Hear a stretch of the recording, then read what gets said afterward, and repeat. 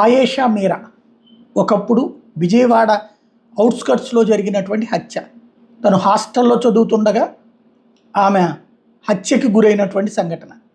అత్యాచారం హత్య జరిగిందన్నటువంటి అంశం మీద నాడు జరిగినటువంటి ఆరోపణ ఈడ్చికి వెళ్ళి అక్కడ పెట్టారు అన్నటువంటి అంశం మీదన ఆ రోజుల్లోనే పెద్ద కలకలం రేగింది.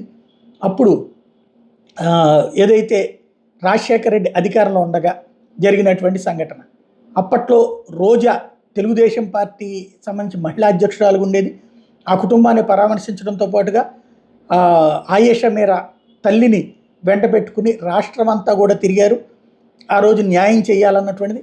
సిబిఐ దర్యాప్తు కోరినప్పుడు మొట్టమొదట పోలీస్ దర్యాప్తులో కావాలన్నారు. ఆ తర్వాత పోలీస్ దర్యాప్తు సిఐడి కాదు, తర్వాత మామూలు పోలీసులే కావాలన్నారు. అప్పుడు పోలీసులు ఫైనల్గా ఇప్పుడు హైదరాబాద్ కమిషనర్గా ఉన్నటువంటి సివి ఆనంద్ ఆధ్వర్యంలో విచారణ జరిగింది.